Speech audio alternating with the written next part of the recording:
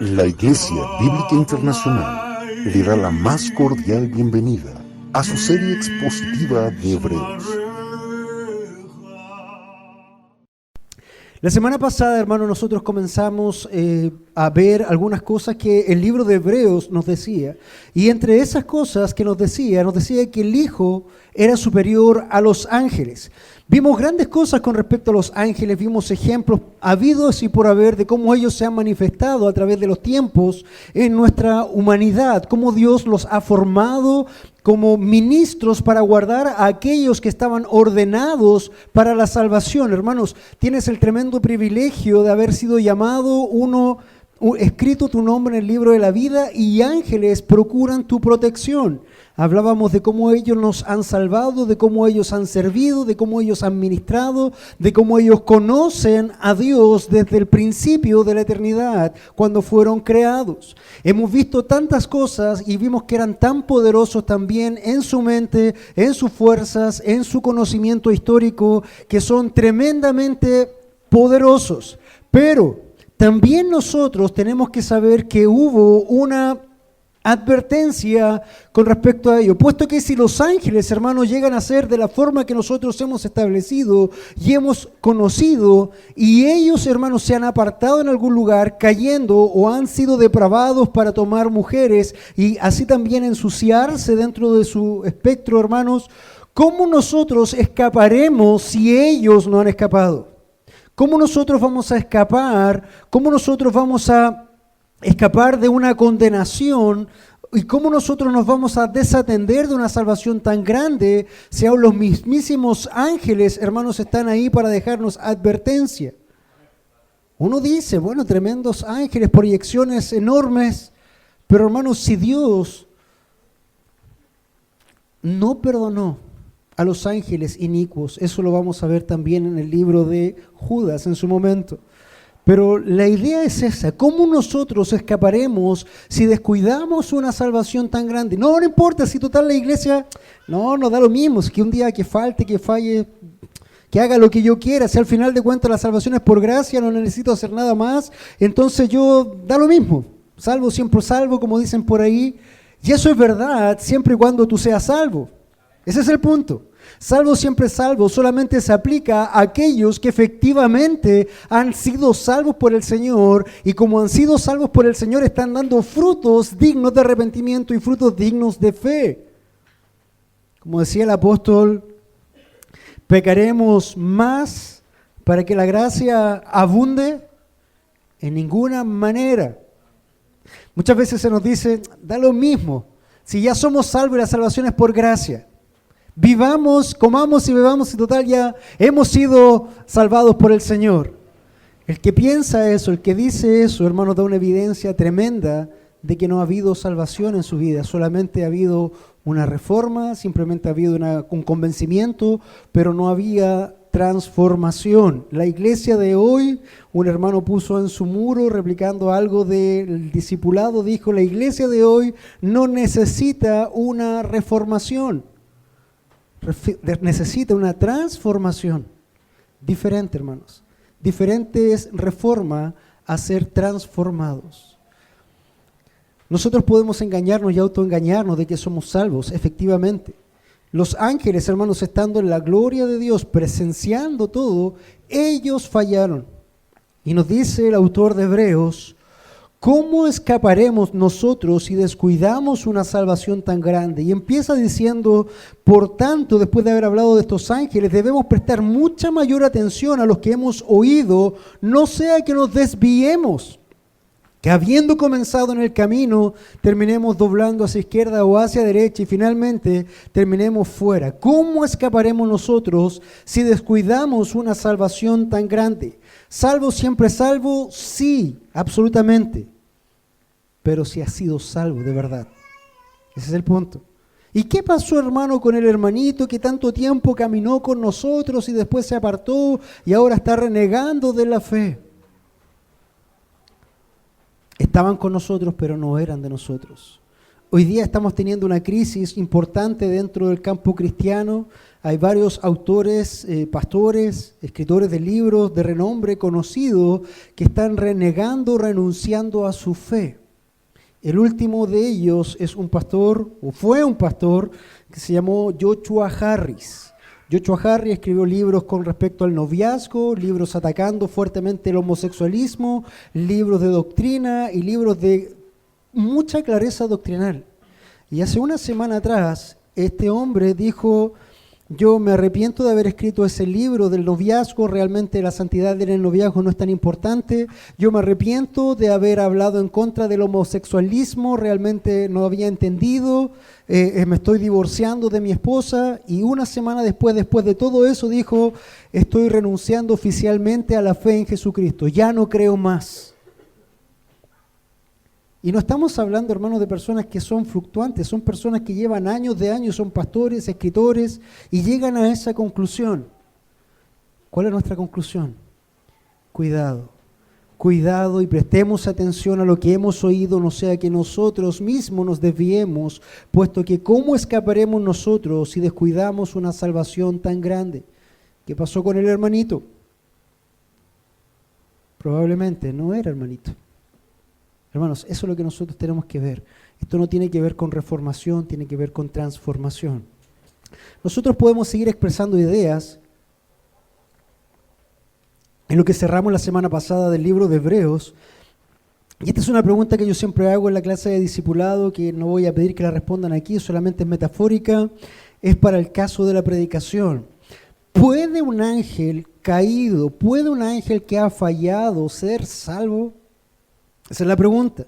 Nosotros pensamos en nuestros seres majestuosos, angélicos, gigantes, poderosos, estando en algún momento en la creación, Dios haciendo toda la hermosura, y de pronto se levanta uno que es lucero y empieza a murmurar, empieza a hablar con otros ángeles y empieza a decir: ¿sabes qué? Dios no es tan bueno, ¿sabes que Dios no es tan poderoso? ¿Qué pasa si nosotros le usurpamos el reino a Dios? Y tú podrías ser un general. ¡Wow!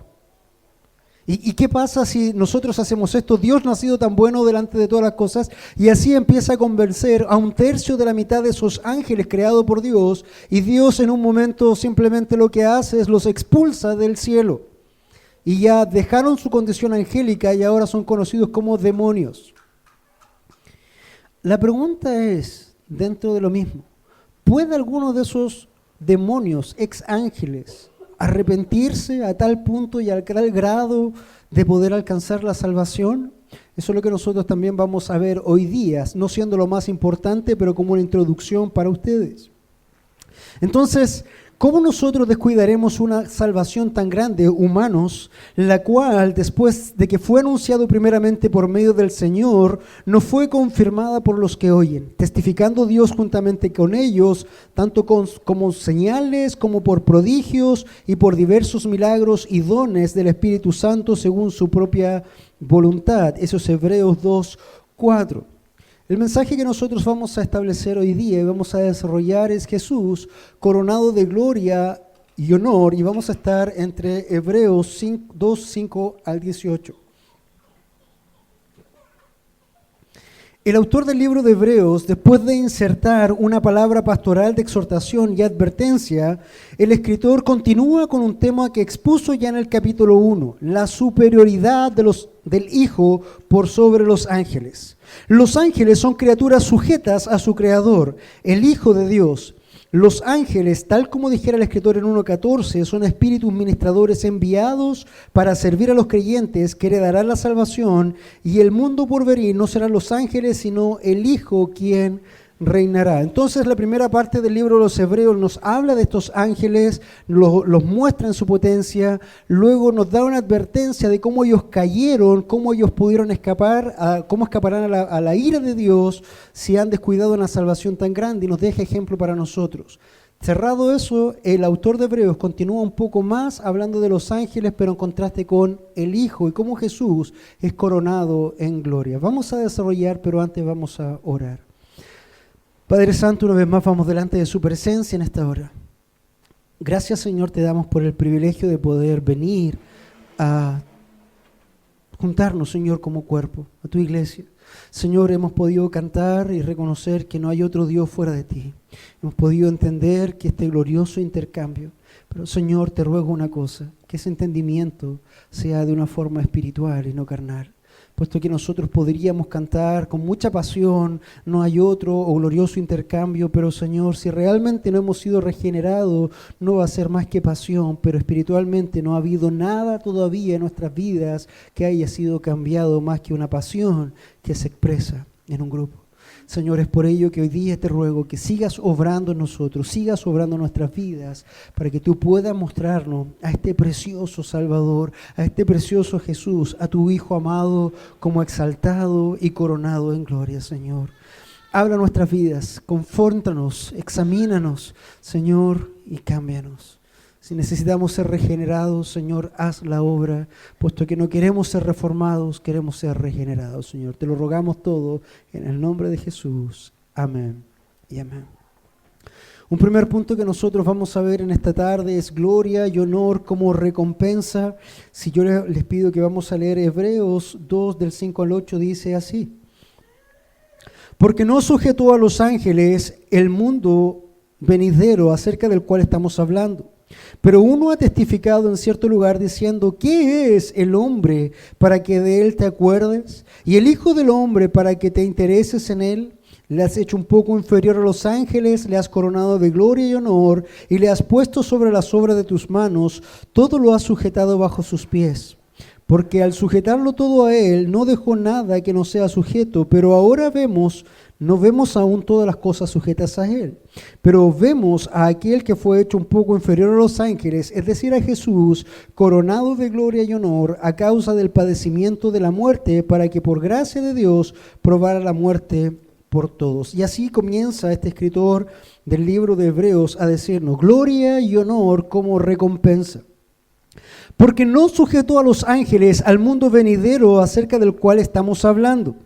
Hermanos, cuando Pablo, en este caso, que se piensa que Pablo pudo haber escrito Hebreos, dice esta referencia al mundo por venir, podría sorprendernos, ya que desde nuestro punto de vista la Biblia habla primordialmente del mundo presente. Generalmente cuando nosotros estamos viviendo en esta etapa y estamos preocupados de nuestras cosas, de nuestro trabajo, de nuestra escuela, de nuestros hijos, de nuestras situaciones, estamos siempre pensando que estamos viviendo solamente en esta etapa, que este es nuestro mundo presente. Pero cuando pensamos en el mundo por venir, pensamos en el retorno de Jesús, lo pensamos como muy alejado, como que aún no ocurre. Y pensamos también en una restauración de la tierra. Sin embargo, el escritor del Hebreos considera la salvación de los creyentes que heredarán el mundo por venir y la hace parte de una era mesánica en que Jesús gobierna como soberano. ¿Qué quiere decir? Que Jesús, hermano, ya ha establecido su reino y que Él reina en algo que nosotros conocemos como el reino del Hijo, y esta era comenzó cuando Jesús se sentó a la diestra de la majestad del cielo. ¿Qué quiere decir eso? Que hoy día, si tú fueras solamente un humano normal, un humano no regenerado, tú podrías vivir tranquilamente tu vida en las cosas que estás haciendo a día, tu trabajo, tus preocupaciones, que el colegio, que los niños, que el esposo, que la esposa y todas esas cosas. Pero cuando nosotros somos regenerados y entramos a ser hijos de Dios, entramos al reino de Dios, entonces nosotros al mismo tiempo estamos viviendo ya el reino del Hijo manifestado, puesto que Él nos ha puesto como embajadores de su reino. Un reino que no está vigente es un reino que no tiene autoridad, es un reino que no puede delegar, pero tú has sido llamado embajador del Hijo, del reino del Hijo. ¿Qué quiere decir eso? Que tú estás viviendo en un país llamado Chile, bajo las normas y la constitución chilena, pero a su vez también estás bajo un reino y una constitución y un rey. Ese reino es el reino del Hijo, ese rey es Jesucristo, y tu constitución es esta, hermano, su palabra. Por lo tanto, necesitas empezar a establecer que esto ya está ocurriendo ahora. Y esto es lo que dice el escritor cuando dice, porque no sujetó a los ángeles al mundo venidero. ¿Qué quiere decir eso? Que los ángeles ni han gobernado antes, ni van a gobernar después. Ellos no están para gobernar, ellos están para servir, son hechos para servir. Y después dice acerca del cual estamos hablando. El mundo venidero es acerca del cual estamos hablando. ¿Cuándo estamos hablando? ahora. No dice que estaremos hablando, está diciendo lo que está en presente. Nosotros hoy vivimos en el reino del Hijo. ¿Esperamos su venida? Sí, esperamos su venida. ¿Para que venga a reinar? No, para que venga a poner a todos sus enemigos bajo sus pies y cierre esta era y destruya todo lo que es aquello que se ha levantado contra Dios. Y esperamos una vez más que Él haga justicia. Dice que recogerá su era, separará al trigo de la cizaña, separará las ovejas de los cabritos, y ahí, hermanos, vendrá el juicio para los condenados, el tribunal para los salvos, y luego de eso dice que cederá su reino a Dios Padre. Y en ese momento todas las cosas van a ser deshechas y nosotros vamos a conocer cielo nuevo y tierra nueva. Pero eso, hermanos, no tiene que decir o no tiene que hacerte pensar de que tú ya no eres parte del reino. Eres parte del reino. Estás hoy día siendo parte del reino y hoy día, hermano, estás bajo tributación eterna, puesto que tenemos un rey y un reino. Eso es lo que está diciendo Pablo ahí, o por lo menos el escritor de Hebreos. Me perdonan si hablo mucho de Pablo, he estado estudiando y que es posible que Pablo haya escrito Hebreos y de repente lo asumo, pero dijimos que era anónimo inicialmente. Entonces, esto es, hermanos, lo que está pasando ahí. Luego continúa diciendo, y fue con lo que abrió nuestro hermano José en el día de hoy en el Salmo 8, recuerdas que el libro está siendo escrito a los hebreos, por lo tanto hay mucha narración de cánticos, mucha narración de los salmos, mucha narración de la ley en este libro. Y el Salmo 8 está realmente diciendo lo que nosotros estamos escuchando. ¿Qué es el Hijo del Hombre para que te acuerdes de Él? ¿O el Hijo del Hombre para que tengas memoria de Él o te intereses en Él? En el Salmo 8, David describe en primer lugar la gloria de Dios y de los cielos y de la obra de Dios en la creación. Contempla la obra de las manos de Dios. Los cielos y la luna estalla por un sitio. Por favor, acompáñeme ahí al Salmo 8. Vamos a dar un salto para que podamos reconocer un poco lo que ese escritor de Hebreo está haciendo. Como está escribiendo los hebreos, le está hablando de algo que ellos conocen. Y el Salmo 8 dice así: Oh Señor, Señor nuestro, cuán glorioso es tu nombre en toda la tierra, que has desplegado tu gloria sobre los cielos. Por boca de los infantes y de los niños de pecho has establecido tu fortaleza, por causa de tus adversarios, para hacer cesar al enemigo y al vengativo. Cuando veo tus cielos, obra de tus dedos, y la luna y las estrellas que tú has hecho, digo, ¿qué es el hombre para que te acuerdes de él? Y el Hijo del Hombre para que lo cuides. Hermano, cuando nosotros vemos la inmensidad de la creación, ni siquiera te llevo a mirar, por ejemplo, el cielo o el universo. Estamos en una ciudad mediterránea. Anda a la orilla del mar y ve la inmensidad de ese océano. Y cuando contemplan la inmensidad de ese océano, véanse ustedes mismos y vean cuán pequeños, cuán ínfimos nosotros somos contrastados contra esa inmensidad que Dios ha hecho. Y tan solamente a nivel local. Pero cuando nosotros vemos eso, hermano, la tremenda creación de Dios, o cuando ya viene la noche y vemos la inmensidad del cielo y las estrellas, y miramos qué pequeños somos, sin duda decimos, Señor, que era el hombre para que lo miraras, o el Hijo del Hombre para que de Él cuidaras. Y hermanos, es lo que dice el Señor. Él, a pesar de que nosotros somos tan pequeños, pero Él nos cuida. Tú le haces señorear sobre las obras de tus manos, todos los puestos bajo sus pies. Eso tiene doble connotación, tiene una connotación a la raza humana general. Pensando en lo que Dios hizo con Adán cuando le dijo, tú vas a señorear por todas las cosas, y al final toda la obra de Dios la puso bajo el señorío de Adán. Sabemos que ese señorío de Adán concluye cuando sucumbe ante la tentación de Satanás y él usurpa ese reino. Entonces, fíjate que David en el Salmo 8 compara todos estos cuerpos celestes con el hombre, que no es más que una partícula de polvo. Somos ni un punto de la eternidad, hermanos. Muchas veces uno ve personas que se jactan de grandes cosas, se jactan de mucho, se jactan de acá, de posesiones. Pero si tú realmente vieras en forma humana y a nivel divino y lo contrastaras a la luz de la eternidad, ¿qué es todo eso? Es menos que nada. Por lo tanto, nosotros debemos ser, hermanos, humildes en el Señor, reconociendo quiénes somos en esta esfera, humildes delante de Él. Somos una partícula de polvo y sin embargo Dios se acuerda de nosotros y se preocupa por nosotros. No son ni el tamaño ni el volumen, sino que la dignidad y el valor intrínseco lo que cuentan. ¿Sabes por qué eres tan valioso para Dios? No eres porque eres muy grande o porque eras muy pequeño, sino porque Él te hizo a imagen y semejanza de Él mismo. Ese es el valor que nosotros tenemos. Ese es el valor intrínseco que nosotros podemos aducir, puesto que Dios nos ha puesto su imagen en nosotros. El hombre recibió autoridad sobre los peces del mar, sobre las aves del cielo y sobre toda criatura que se mueve sobre la tierra. Y luego también, fíjate que en esta misma interpretación mesiánica, David en el Salmo 8 hace una primera parte que apunta a la raza humana, pero después apunta al Mesías venidero. Le has hecho un poco inferior a los ángeles, le has coronado de gloria y honor y le has puesto sobre las obras de tus manos. Todo lo has sujetado bajo sus pies. ¿Hay algo que haya sujetado bajo tus pies? No, pero del Señor Jesucristo sí.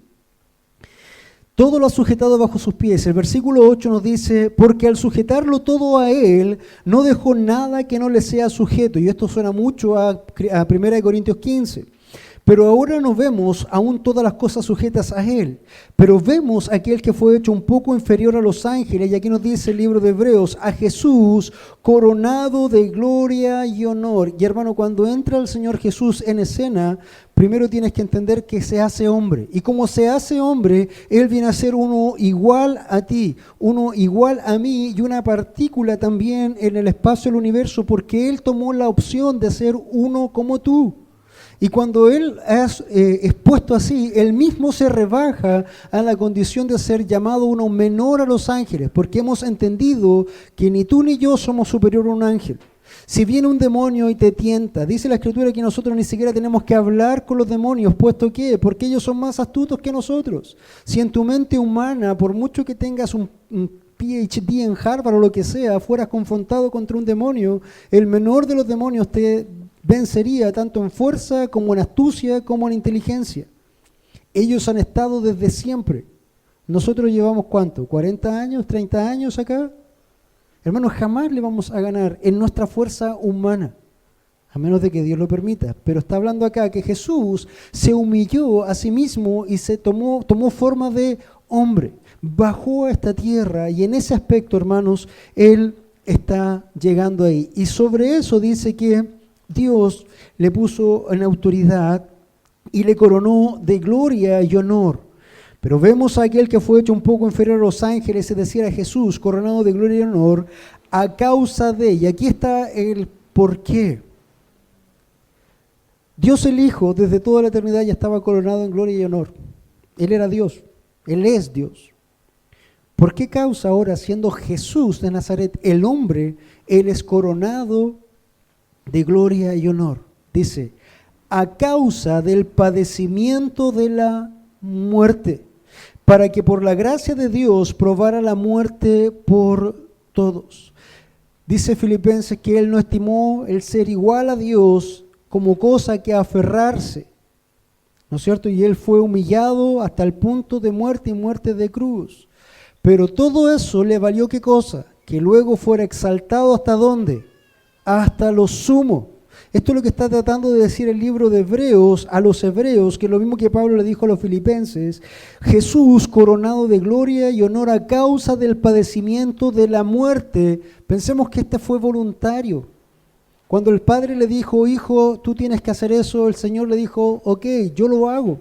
Cuando el Señor estaba ahí en Getsemaní, clamando porque había una copa que tomar, el Señor oraba porque en su humanidad decía, Padre, si es posible, pasa de mí esta copa. Pero, y esto es lo que nosotros necesitamos aprender, hermanos, como hijos de Dios. Hay muchas cosas que a nosotros no nos van a gustar o nos van a asustar o nos van a hacer muchas cosas. Y vamos a decir, Padre, si es posible, pasa de mí esta responsabilidad. O hermano, o Dios, hay que ir a evangelizar, heme aquí, envíalo a Él. Muchas veces ocurre. porque tenemos temor, tenemos miedo, tenemos muchas cosas. Y Jesús, hermanos, en su calidad de hombre, no fue diferente, porque Él también sufrió las mismas cosas que tú sufriste y que tú sufres. Y Él dijo: Padre, si es posible, pasa de mí esta copa, si es posible, pero, no se haga mi voluntad, sino la tuya. ¿Es lícito que tengas miedo, hermano? Sí. ¿Es lícito que de pronto tengas una carga muy pesada y te asuste? Sí. ¿Puedes orar así al Señor? Sí. Pero debes aprender a cerrar la oración de la misma forma que Jesús la cerró. Pero no se haga mi voluntad, sino la tuya. Porque tú has sido, hermano, llamado a no tener, no un espíritu de cobardía, sino un espíritu de valor. Y el Señor mismo está obrando en eso. Jesús, coronado de gloria y honor a causa del padecimiento de la muerte, para que por la gracia de Dios probara la muerte por todos. Hermanos, y eso es lo que nosotros necesitamos evaluar. Jesús cumplió el mensaje de Salmo 8. Estando con apariencia como de hombre, se humilló a sí mismo y haciéndose obediente hasta la muerte. Filipenses 2:8, parafraseado.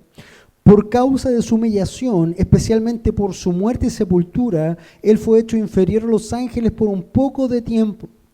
Jesús entonces es presentado como hombre que de hecho ha cumplido lo que el primer Adán no pudo lograr debido a su pecado. Jesús se hizo hombre, sufrió, murió y fue enterrado, pero una vez cumplida su humillación ya no fue inferior a los ángeles. Su estado de exaltación llegó a su plena realización cuando fue coronado de gloria y honor, es decir, cuando ascendió al cielo para ocupar su asiento a la diestra de majestad del cielo, cuando Él subió al cielo y ocupó su trono. Porque Jesús, hoy día tú debes entender que Jesús gobierna como el supremo rey del universo entero. Él es el rey hoy. Él es tu rey hoy. Nosotros no estamos esperando en esperanza a un rey venidero. El rey ya vino y el rey está gobernando, hermanos. Y eso es lo que tú tienes que saber.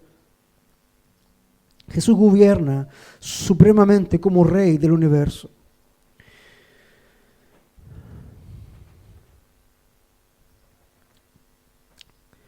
El Salmo 8 también sigue hablándonos y nos dice que nosotros vemos a Jesús, que Él sufrió la muerte y logró la victoria. Él lleva la corona de gloria y de honor y gobierna el universo. Para ser más específico, aunque el escritor no lo diga de forma explícita, todas las cosas están sujetas a Cristo. Y Jesús dijo: toda autoridad me ha sido dada en los cielos y en la tierra. Entonces debes entender que el Hijo en su estado eterno, cuando se bajó, se humilló a sí mismo a ser un hombre. Él, hermanos, tomó forma de hombre y se humilló hasta lo sumo. Pero Dios así también, por el padecimiento, le exaltó en gloria y honor como recompensa. Y Él hoy día está reinando con toda autoridad y con todo lugar. Entonces, mis amados hermanos, cuando nosotros entendemos estos pasajes, cuando nosotros vemos este hecho de que Jesús está reinando y que hay recompensa, no por el hecho de haber sido el Hijo, no por el hecho de haber sido Jesús, no por el hecho de haber sido Dios. ¿Por qué hubo recompensa? Por el hecho, hermanos, de estar dispuesto a cumplir la voluntad de Dios hasta el final. Y hasta la última consecuencia. Eso es también, hermanos, una aplicación para nosotros en este punto. Nosotros, si bien es cierto, no somos Jesús y no vamos a ser exaltados hasta lo sumo como Él fue, pero nosotros también hemos sido llamados a ser hijos de Dios, también hemos sido invitados a tomar o a comer en su mesa. Por lo tanto, también hay cosas que tú necesitas obrar. Y también, hermano, hay honor y gloria para ti, siempre asociado ¿a qué? Al padecimiento, siempre asociado a que tú des los pasos que tienes que dar, que hagas las obras que tienes que hacer, aunque ello, hermano, sea un precio muy alto. Recordemos simplemente algunos casos. Los grandes apóstoles, esto me da un poco de risa porque están los apóstoles modernos que predican que tú puedes tener tu mejor vida ahora y que un hijo de Dios no puede ser pobre porque él es cabeza y no cola, y tú tienes que tener todas las cosas porque Dios no tiene hijos pobres, y eso es lo que andan predicando por ahí. Pero si nosotros pensamos en los apóstoles verdaderos, los primeros apóstoles, pensemos en Pedro. ¿Cómo llegó a finalizar su vida Pedro, lleno de años, en opulencia, en palacios reales? No, ¿cómo murió Pedro? Crucificado de cabeza, puesto que él consideró que no era digno morir como su Señor. Ok, pensemos en otro, Pablo. ¿Qué pasó con Pablo? También, al lado de Nerón, abrazándolo, compartiendo el reino con él por siempre, ¿verdad? No, ¿qué pasó? Decapitado, hermanos. Decapitado por la causa de Cristo. Juan el discípulo amado. A este no le pudo haber pasado nada porque era el discípulo amado, ¿no? Cuenta la tradición que se intentó matar a este hombre por aceite caliente, no pudo quemarse. Y como no murió, lo desterraron a la isla de Patmos. De ahí pasó todo el resto de su vida aislado. Tremendo, ¿no es cierto? Vamos, que tenemos que vivir nuestra mejor vida ahora, y el dinero, y el auto, y el avión, y el helicóptero para el pastor, para el apóstol, para que se mueva más rápido. Hermanos, eso no tiene nada que ver. Nosotros vamos a tener gloria y honor de parte de Dios cuando cumplamos el propósito que Dios ha establecido para nosotros, y eso es: vayan y prediquen el Evangelio, vayan y hagan discípulos, vayan y desgasten su vida en aquellas cosas que valen la pena para la extensión del reino y que tienen eco y tienen peso de gloria, y ahí ustedes van a tener gloria y honor en la eternidad para toda la gloria. Ahora, tú puedes cambiar los papeles y puedes esforzarte toda tu vida y gastar todo tu tiempo en las cosas de este mundo, y vas a tener gloria y honor probablemente en este mundo. Vas a tener un buen auto, una buena casa, un buen pasar, pero es todo lo que vas a tener. Es todo. Por 80 años vas a alimentar un punto de 80 años, vas a gastar todos tus bienes para eso. Alguien lo planteó así. Tomó una cuerda, y en el principio de la cuerda pintó, era una cuerda roja, y pintó hacía un poquito blanco al principio. Y tomó la cuerda y explicó: este pequeño punto blanco que ustedes ven acá, esa es toda tu vida humana. Ahí tienes 80 a 100 años humanamente. Y fíjate cómo nosotros ocupamos todas nuestras fuerzas, todo nuestro tiempo, toda nuestra dedicación para satisfacer este periodo. Pero fíjate ahora, y empezó a tomar la cuerda roja y empezó a estirarla y extenderla, y dice: eso es todo lo que nos falta con respecto a la eternidad. ¿Cuánto tú hiciste, cuánto tú trabajaste para eso, o te gastaste solamente en esto? Y hermanos, eso es lo que nosotros tenemos que entender. Jesús llevó a ser con gloria y honor como recompensa de su sacrificio, de su obediencia al Padre. También tú, hermanos, puedes tener gloria y honor cuando obras conforme a ello. ¿Y sabes cuál es el honor máximo que tenemos? Esto te va a llamar la atención y te va a causar un poco de gracia. El honor máximo que nosotros tenemos es ser llamados siervos, pero siervos con un apellido. Siervos inútiles. Siervos inútiles. ¿Sabes por qué? Porque cuando nosotros llegamos a hacer todo lo que Dios nos dijo que hiciéramos, somos llamados siervos inútiles, porque hemos hecho solamente lo que hemos sido llamados a hacer, pero nada más. Entonces fíjate que tremenda categoría, ser llamado un siervo inútil de Dios porque hiciste lo que tenías que hacer. Wow, gloria a Dios. Yo personalmente me gustaría ser llamado así.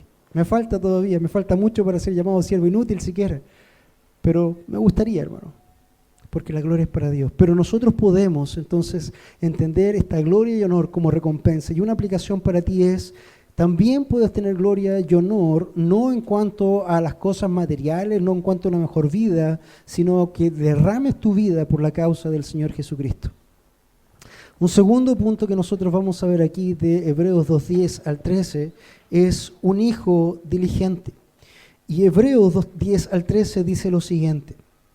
Dice así la palabra del Señor: porque convenía que aquel para quienes son todas las cosas y por quien son todas las cosas, llevando muchos hijos a la gloria, hiciera perfecto por medio de los padecimientos al autor de la salvación de ellos, porque tanto el que santifica como los que son santificados son todos de un Padre, y por lo cual él no se avergüenza de llamarlos hermanos, diciendo: anunciaré tu nombre a mis hermanos, en medio de la congregación te cantaré himnos, y otra vez yo en él confiaré, y otra vez he aquí yo y los hijos de Dios que me has dado.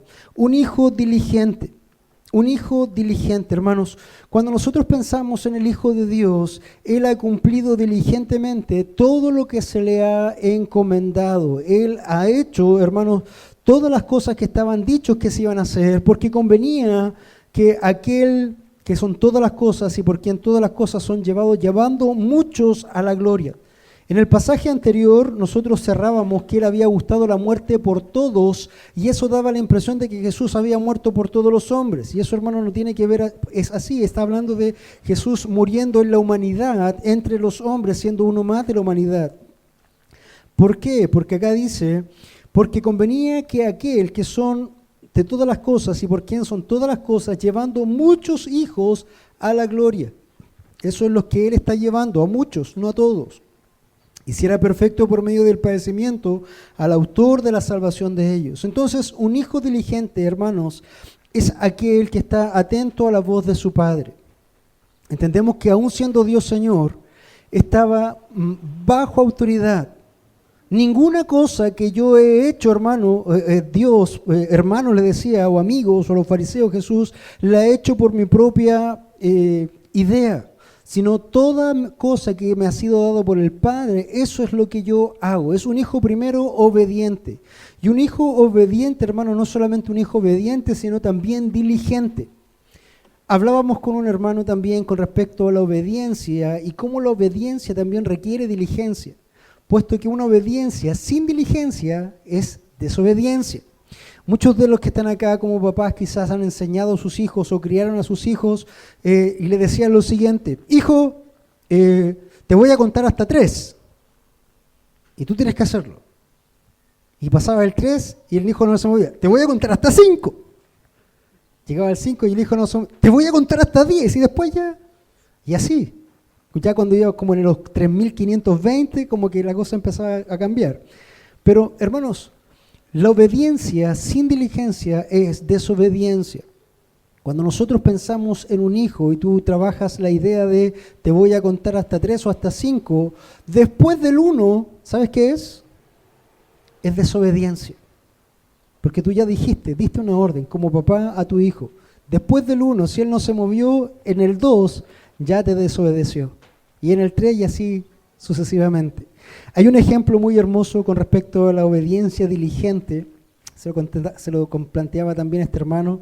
Había un papá con un hijo en una tienda en la Alameda en Santiago. En estas tiendas que son de edificios con cornisas muy antiguas y están afuera las vitrinas. Entonces el hijo se quedó en la vitrina y el papá entró un poco. Y en lo que se escuchó un ruido muy fuerte y la gente empezó a gritar y el papá se dio cuenta de que venía una cornisa cayendo sobre su hijo. En el aire venía la cornisa y estaba a caer justo donde estaba la vitrina parada su hijo. El papá no tenía tiempo para correr y salvar y empujar a su hijo. No tenía ninguna forma de hacer. Lo único que el papá le hizo fue esto: ¡hijo! El hijo le llamó la atención, le dijo, ven. Y el hijo vino. Y en los 2 pasos que dio, ¡pum!, cayó la cornisa donde él estaba. Eso es una obediencia con diligencia. Si ese hijo hubiera obedecido en forma 2 segundos, no, papá, estoy mirando. No, es que no quiero. No, es que yo quiero ese mono. No, es que... Es el momento donde ese hijo muere. Porque la obediencia debe ser diligente, hermanos. Eso es lo que ocurrió también con el hijo. Él ha sido diligente. Y nosotros, hermanos, también necesitamos ser diligentes como hijos de Dios. El Señor hizo diligentemente todo lo que se le envió a hacer. Él vivió una vida diligente, Él vivió una vida en obediencia y Él puso su vida y fue exaltado en todas las cosas. Ahora, cuando nosotros pensamos en la aplicación para nosotros también somos llamados hijos. Sí, puesto que estamos invitados a su mesa. No somos hijos adoptivos del Señor, por la sangre del Señor. Pero también debemos ser hijos obedientes y diligentes. Ahora, ¿qué es el Señor? ¿Qué te ha mandado a hacer el Señor? Fíjate lo que dice ahí citando. Dice, porque tanto el que santifica como los que son santificados son todos los de un Padre, por lo cual Él no se avergüenza de llamarlos hermanos, diciendo, anunciaré tu nombre a mis hermanos, en medio de la congregación te cantaré himnos. Jesús no solamente anunció su nombre a los hermanos, sino que dio su vida por nosotros, por sus hermanos, ¿verdad? Para exaltar a Dios Padre y santificar también su nombre. Pero fíjate que Él fue diligentemente pensando en sus hermanos. Si tú eres llamado hijo Y también tienes una orden. ¿Qué tenemos que hacer nosotros diligentemente? Ocuparnos y obedecer diligentemente por nuestros hermanos. ¿Dónde está nuestra predicación del Evangelio? ¿Dónde está nuestra búsqueda del hermano? ¿O esta cosa es, no, si total yo ya me salvé, estoy listo? Si hubiese sido así, hermanos, y Jesús hubiera pensado de la misma forma, ¿cuántos de nosotros seríamos salvos hoy? Ninguno. Ninguno. Necesitamos, hermanos, como hijos de Dios, si eres un hijo de Dios, también ser diligente para que nosotros podamos ir y anunciar el nombre a tus hermanos. Afuera, en el mundo, hermanos, tenemos muchos hermanos que ni siquiera saben todavía qué van a hacer nuestros hermanos. Dios lo sabe. Pero nosotros, ¿cómo obedecemos? ¿Cómo somos diligentes para ellos? Para que lleguen a la mesa del Señor. A través de la única cosa que nosotros podemos hacer para su salvación. Predicar el Evangelio del Reino a estas personas. ¿Lo estamos haciendo? ¿Estamos siendo diligentes? No, mañana lo hago. No, el domingo. Este es como el ejemplo de los gorditos que estaban en una reunión de gorditos y decían, estamos muy gorditos, necesitamos hacer la dieta. Sí, necesitamos hacer dieta. Bien. Y después decía, el lunes empezamos. Sí, el lunes empezamos. Y uno decía, hoy día es lunes. El otro lunes, sí, el otro lunes. Muchas veces somos así. Queremos ser diligentes, pero somos terriblemente negligentes, hermanos. ¿Cuándo vamos a empezar a evangelizar? ¿El lunes? ¿El lunes? Hoy día es lunes.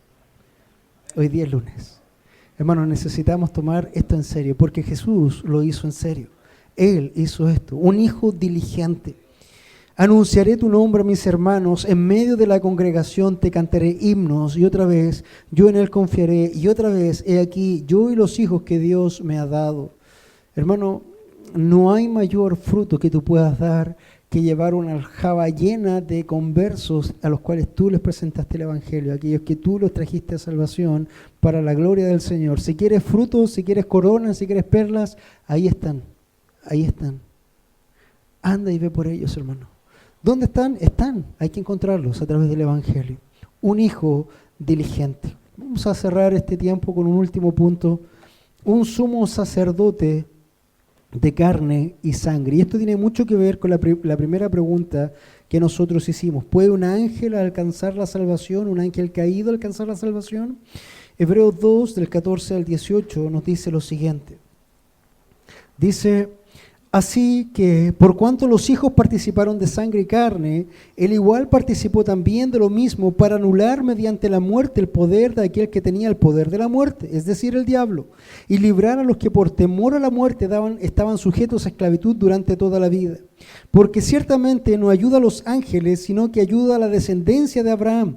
Por tanto, tenía que ser hecho hijo semejante a sus hermanos en todo a fin de que llegara a ser un misericordioso y fiel sumo sacerdote en las cosas que a Dios atañen para hacer propiciación por los pecados del pueblo. Por cuanto él mismo fue tentado, el sufrimiento es poderoso para socorrer a los que son tentados. Y ahí, hermanos, nosotros podemos empezar a vislumbrar un poco esta respuesta. Dice que por cuanto los hijos participan de carne y sangre, ¿qué quiere decir? Nosotros somos humanos. Todos los que estamos aquí estamos constituidos de carne y sangre, ¿verdad? ¿Sí? Por lo menos los que yo estoy viendo, los que no, probablemente no. Pero sí los humanos que estamos acá. Entonces dice, él igualmente participó también de lo mismo. Jesús, el Hijo, tenía que hacerse partícipe de sangre y carne. Y para eso la única forma era humillándose a la forma de un hombre. Imagínate el Dios infinito, desde el cielo, creador de los cielos y de la tierra, rey de majestad, sentado en su trono, tiene que ponerse de pie, quitarse su manto de gloria, sacar su corona, dejar su trono de lado y vertirse al vientre de una mujer judía para tomar esto que es carne y sangre y vivir las mismas cosas que nosotros vivimos. Nosotros tratamos de cuidarnos y andar muy bonitos y todas las cosas, pero hay lugares que no son tan lindos, ¿verdad? Todos nosotros en algún momento necesitamos ir al baño. Hay necesidades que no son tan dignas, que no son tan pulcras. Bueno, piensa, el Dios de los cielos, creador de todas las cosas, por amor al Padre, por amor a ti, se humilló a sí mismo tomando una forma de cuerpo como un cuerpo que nosotros tenemos. Un cuerpo con sangre, un cuerpo con flujos, un cuerpo con tantas cosas que para Dios, hermanos, es, como dicen los niños, guácala. Pero lo hizo.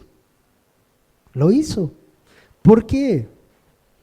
Puesto que de esa era la única forma para anular mediante su muerte al que tenía el poder de la muerte. ¿Quién tenía el poder de la muerte hasta ahí? Satanás, dice la Escritura. Y después dice, y para librar a los que por temor a la muerte estaban sujetos a esclavitud durante toda la vida. No sé si alcanzas a comprender este tremendo amor.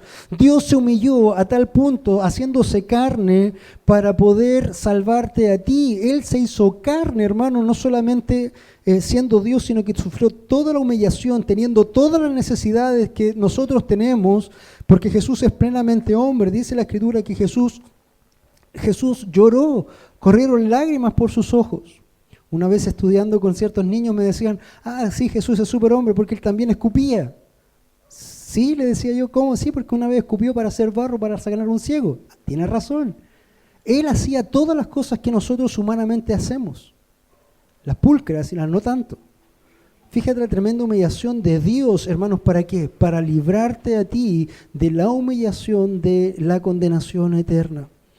Entonces, eso es tremendo, porque dice, y librar a los que por temor a la muerte estaban sujetos a la esclavitud durante toda la vida, porque ciertamente no ayuda a los ángeles, sino que ayuda a la descendencia de Abraham, y por esta razón, hermanos, ningún demonio puede ser salvos. Ellos dejaron su condición y están listos para condenación. Ellos, hermanos, descuidaron una salvación, una posición tan alta, y no hay salvación por ellos, puesto que Jesús, hermanos, tomó forma de un hijo de Abraham y no de un ángel.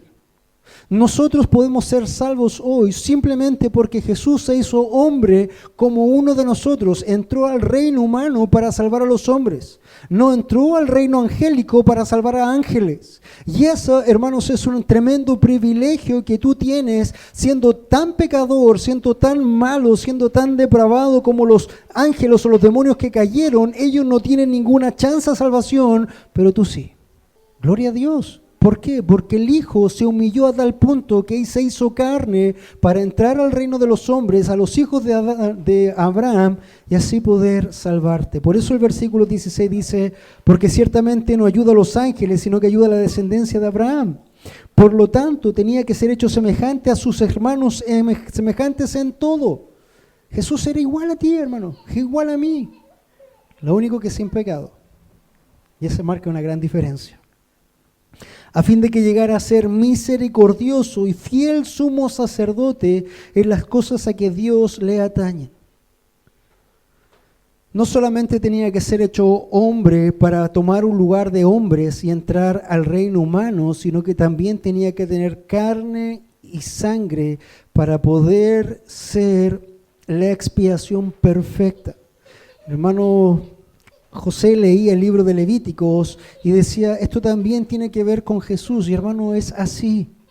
Si tú viste todos los derramamientos de sangre que había en el libro de Levítico, que los corderos, que las palomas y tantas otras cosas, el Hijo del Hombre tenía que fue hecho carne y sangre para ser tomado y derramado delante del Señor. En libación, esa sangre va a ser de libación y de pago de sacrificio. Él es nuestro último y gran sumo sacerdote, y por medio de Él nosotros podemos entrar a la presencia de Dios para su gloria eterna. Él es nuestro fiel y sumo sacerdote. Todo lo que los sacerdotes hacían para cubrir los pecados del pueblo, Jesús lo ha hecho con su propia sangre y con su propia carne para pagar finalmente todos tus pecados. Y hermano, solamente tus pecados, porque Él no tenía ninguno. El justo siendo injusto por nosotros. El que no cometió pecado fue hecho pecado por amor a los transgresores. Y ese eras tú, ese era yo, hermano. Entonces, cuando dice la Escritura esto, porque tenía que ser hecho semejante a sus hermanos en todos, a fin de que llegara a ser misericordioso y fiel sumo sacerdote en las cosas que atañen a Dios, por hacer propiciación de pecados del pueblo. Y fíjate cómo cierra el versículo 18, y con esto también terminamos la última aplicación. Pues por cuanto él mismo fue tentado en el sufrimiento, es poderoso para socorrer a los que son tentados. No, es que a mí nadie me entiende. Nadie se puede poner en mi lugar. Nadie está pasando lo que yo estoy pasando. Nadie ha sufrido lo que yo he sufrido. Mentira. Mentira. Siempre, no importa lo que tú estés pasando, no importa lo dura de tu prueba, no importa la dificultad que tú estés pasando, lo duro de tu enfermedad, lo duro de tu pérdida, lo duro de tu necesidad, hermanos, ya hubo antes que pasó por ti, por ese camino. Por eso dice la Escritura que Él es un sumo sacerdote que puede ponerse en su lugar, que Él mismo es tentado en el sufrimiento y es poderoso para socorrer a los que son tentados. Te hago una pregunta. ¿Tu enfermedad es más potente que los azotes y los clavos y la destrucción del Señor Jesucristo en la cruz? Soy solamente hablando del humano. ¿Quién de nosotros ha cargado esa cruz estando lacerado? ¿A quién de nosotros se nos traspasó? ¿A quién de nosotros se nos escupió, se nos vejó sin hacer nada malo? ¿A quién de nosotros? ¿Quién lo ha vivido? ¿Quién puede decir, no, yo puedo comprender a Jesús porque yo viví exactamente lo mismo? Hermano, ninguno de nosotros. Y si es que algún humano en algún momento pudiera vivir la misma experiencia de Jesús, jamás podría vivir la otra experiencia, la de verdad, que es la de recibir toda la ira de Dios Padre sobre sí y poder resucitar después. Hermanos, no tenemos un sumo sacerdote que no pueda compadecerse de nosotros, porque Jesús no solamente se humilló para ser hombre como tú, sino que vivió las cosas más terribles para poder comprenderte y para poder ponerse en tu lugar y para decirte, puedes confiar en mí puesto que yo ya he vivido eso, puedes confiar en mí puesto que yo he llevado esa carga, puedes venir a mí confiado porque yo he pagado tu lugar, puedes venir a mí porque hay un lugar preparado para ti en mi mesa, puesto que tu pecado está clavado en la cruz sobre mi cuerpo.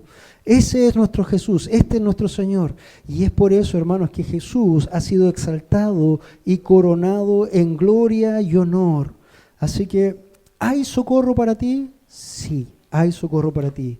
Entonces, del primer punto, hermanos, ya para cerrar y terminar, gloria y honor y la recompensa, cerramos con la aplicación siguiente. Hay recompensa para ti si tú también vives y sufres los padecimientos por la causa de Cristo, tal como lo hicieron los apóstoles. En el segundo punto, la aplicación era, un hijo diligente debe vivir una vida y una obediencia diligente, pues eso es una aplicación evangelística para nosotros. Ve y proclama, procura hablar a tus hermanos en medio de la congregación para que ellos también lleguen. Y por último, en este tercer punto final, llegamos a un sumo sacerdote de carne y sangre. Hay una aplicación de socorro para ti, puesto que Cristo, hermano, ha vivido todo lo que tú puedas vivir. Pero Él era Dios, y es Dios, y se humilló hasta lo sumo para poder tomar tu lugar. ¿Quién de nosotros era tan digno de eso? ¿Quién era merecedor de eso? Pero el Señor lo ha hecho, para su gloria y para su honra. ¿Cómo no decir gracias, Señor? ¿Cómo no decir amén a eso? Ahora, en esta mañana, hermanos, solamente para una conclusión final, si tú aún no conoces a este Señor, si aún Él no es tu sumo sacerdote, ¿qué quiere decir? Si no has sido regenerado, necesitas entender que necesitas arrepentirte delante de su presencia, porque Él es un Dios 3 veces santo y es un Dios justo. Necesitas también reconocer que Jesús es el mediador dado a los hombres y Él ha muerto por tu pecado. Arrepentirte y apartarte de Él y venir a Él. Hermanos, eso es lo que debemos hacer.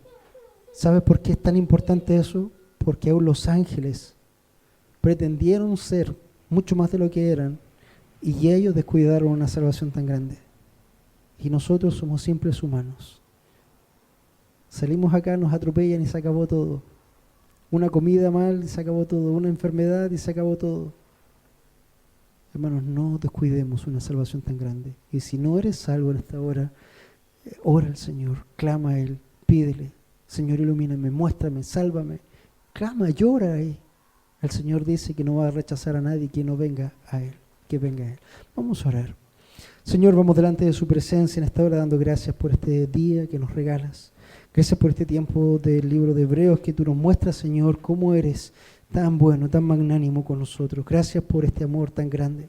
Ayúdanos, Señor, a ser diligentes en obediencia también con respecto a todo lo que tú nos has dicho. Y también, Señor, a tener esa gloria en el sentido de ir y poder derramar nuestras vidas por tu causa.